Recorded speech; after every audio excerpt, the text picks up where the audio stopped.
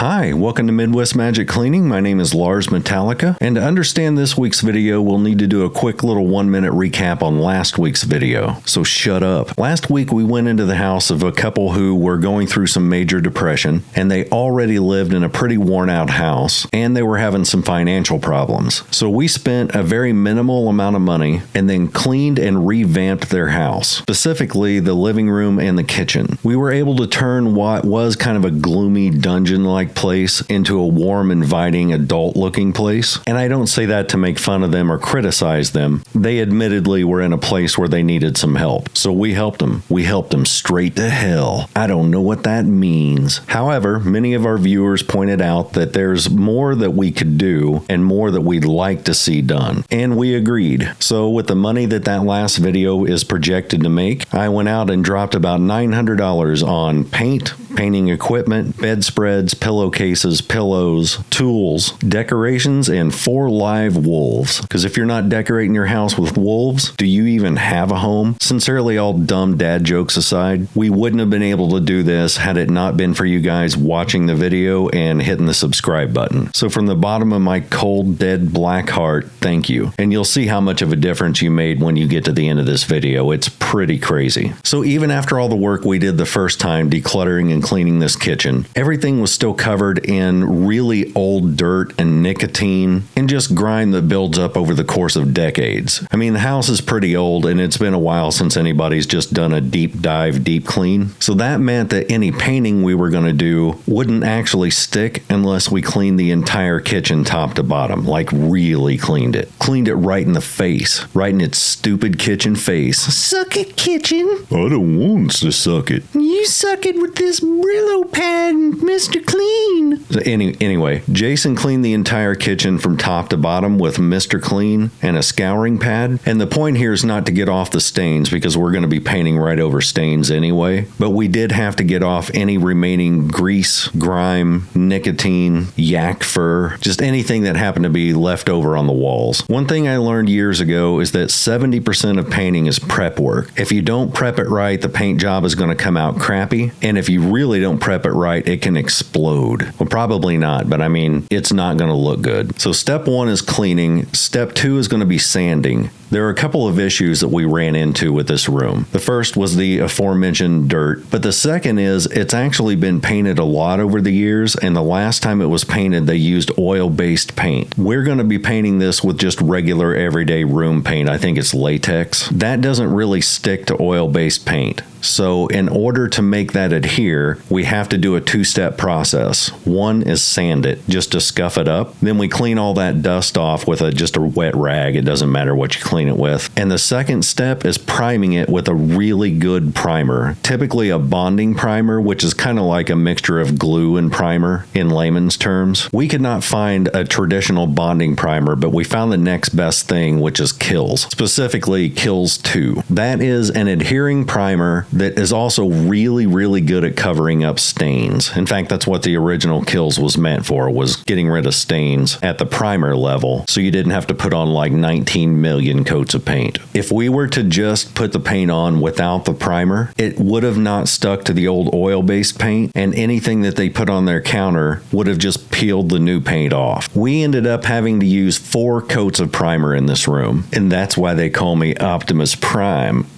No one calls me that. Now, the first coat of this, I'm not going to put on with a roller. I'm just slapping it on with a brush. All I want to do is just get one thin layer so that it can have time to dry. That way, when we start building up layers of primer, it's got a good foundation to sit on. Now, here's the fun part. I took the lady of the house out to Menards, which is like Home Depot, except better in every possible way. And I had her pick out the collars that she wanted. Not what she thought friends would like, not what she thought other people would think is acceptable, not what she thought would look best on video. I told her, this is your house. You pick your colors. And I'm not sure anybody's ever really told her that before. Not with just like colors, but giving her an open door to be herself. Now, one of the reasons I'm telling you this is because in every house transformation video, there's always a bunch of people in comments going, I would have picked a different color. I would have done this different. I would have.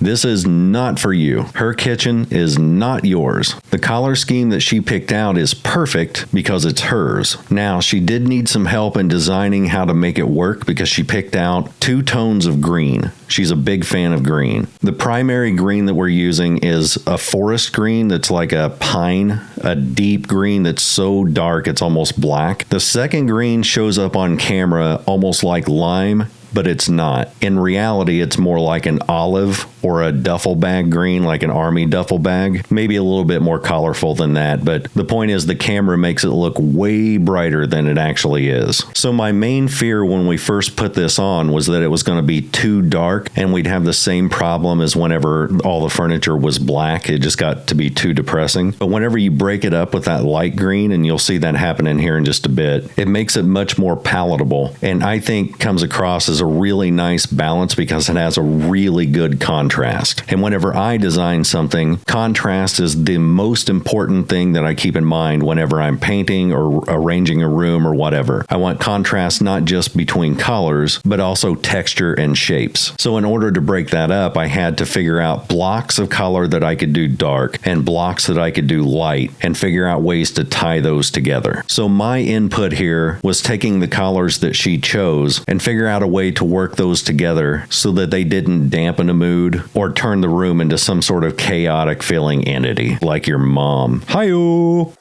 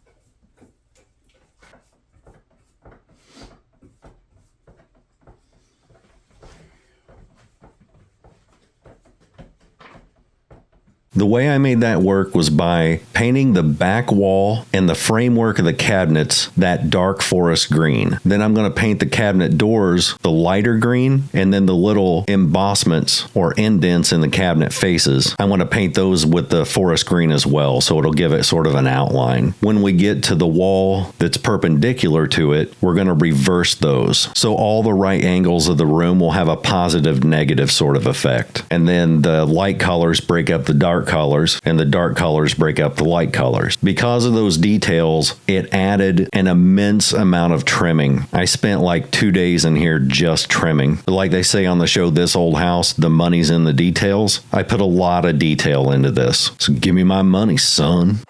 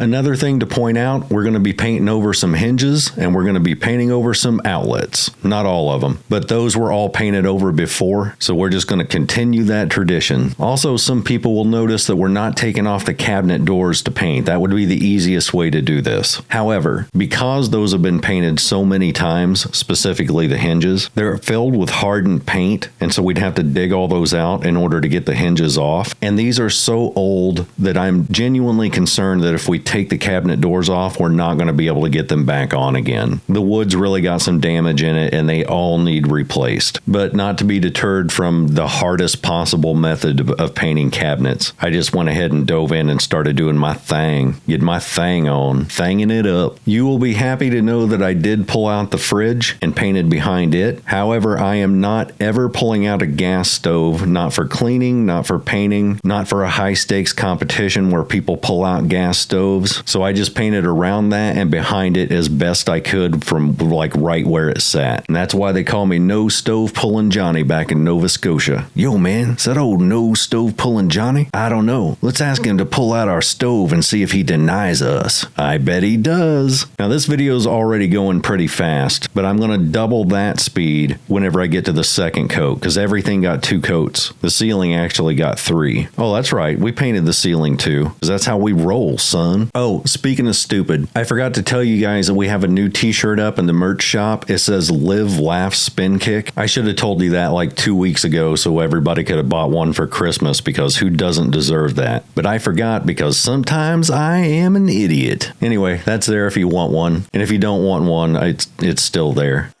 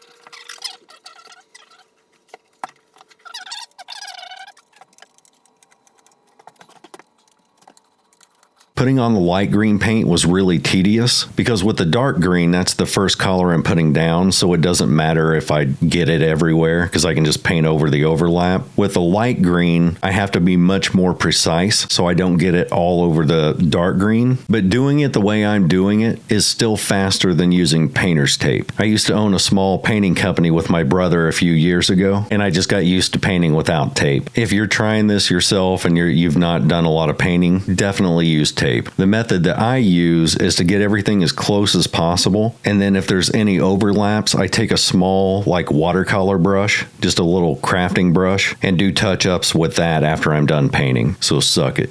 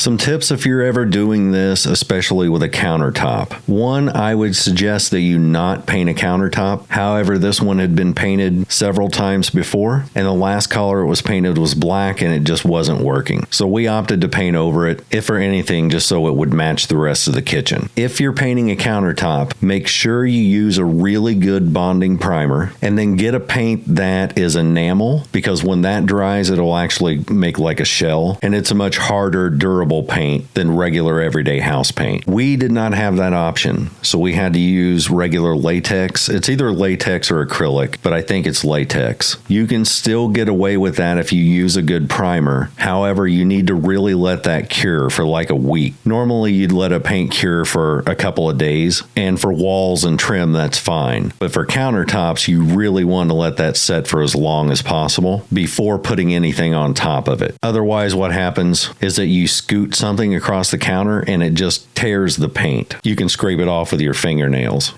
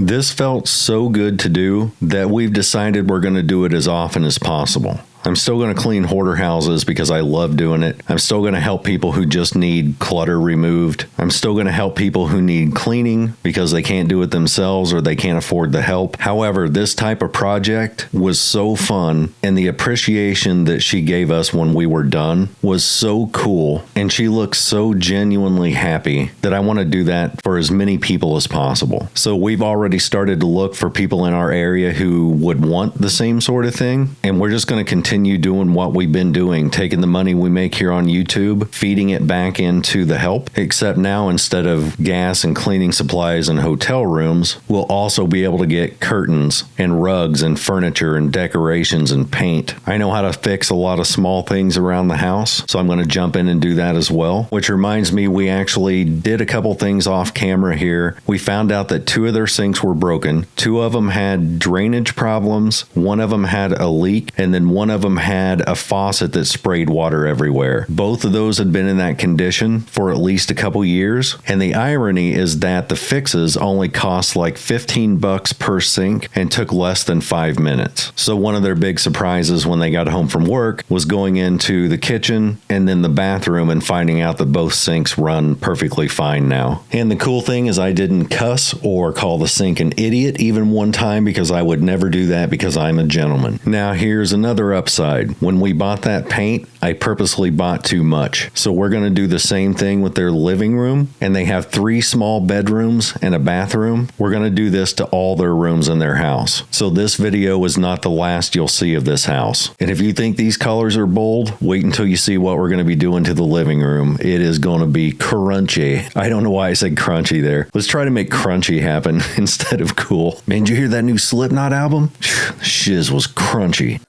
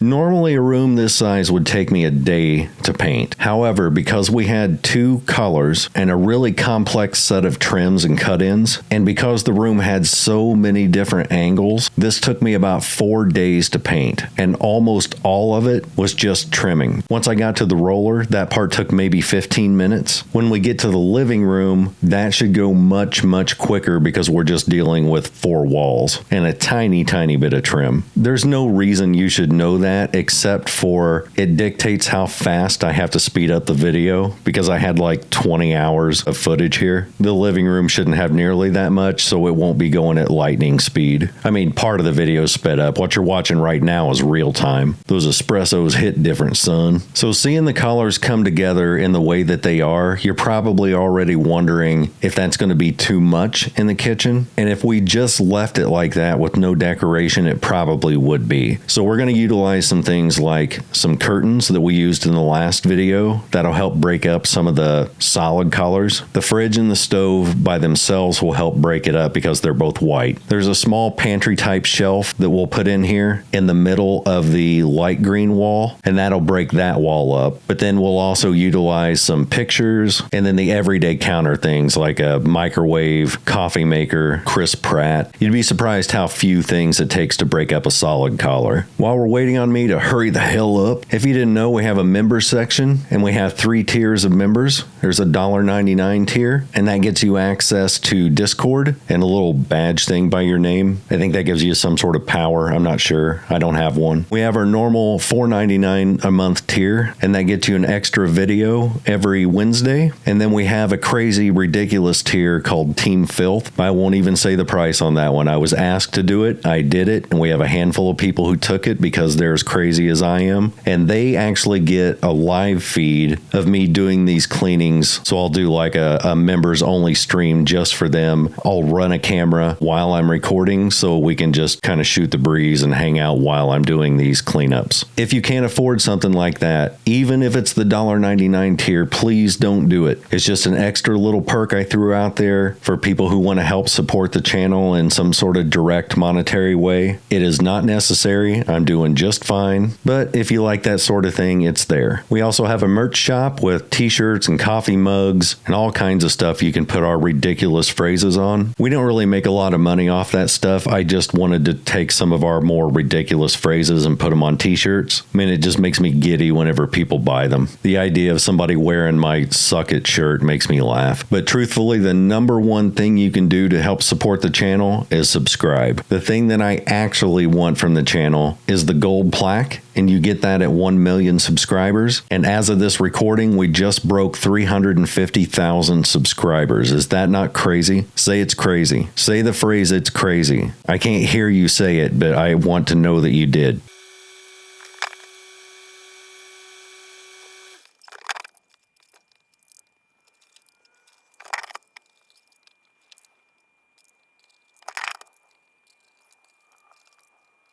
Now, I did suggest to her that it would be cool if I dip my butt into the paint and then press my butt cheeks against the wall to make little butt prints all over, but that was not a design choice that she was comfortable with, so instead I just used a roller. But in my house, like if you ever visit, you'll notice I have that on my wall, and it won't be a case of like, is that a butt print on his wall? You'll just look at it and know. You won't have to ask. I like design elements that don't need explanation. It's a butt wall. You know it, I know it, we don't have to talk about it.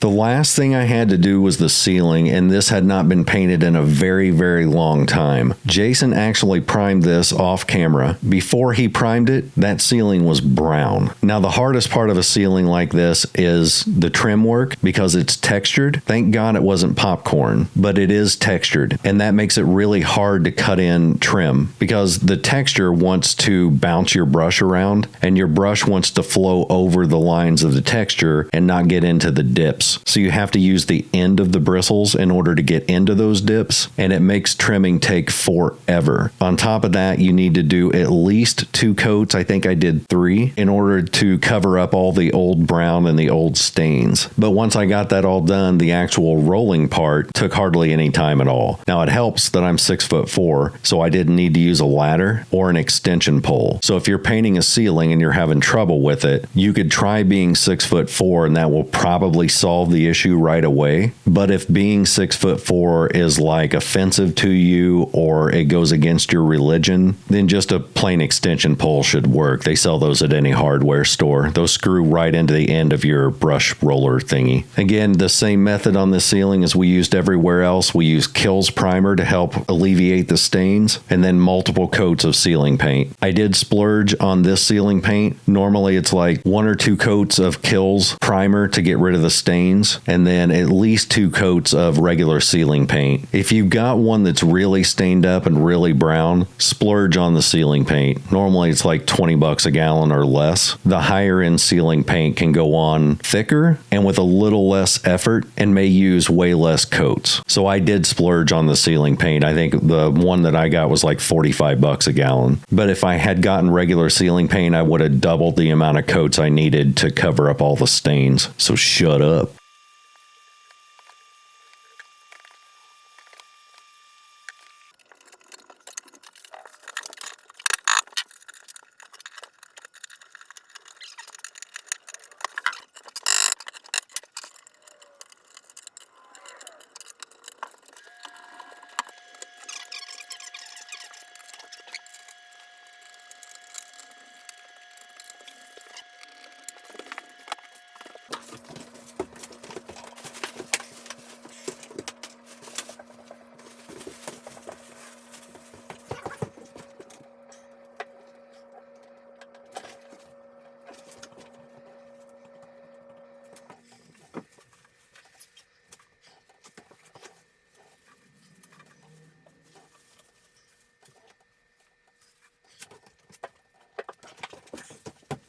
And just like that, this kitchen is done. My shoulders are on fire now. Thank you so much for watching. Again, we're going to be doing more in this house, so check back. It'll all be in one playlist. Members, I will see you on Wednesday. Everybody else, I'll see you next weekend. Later.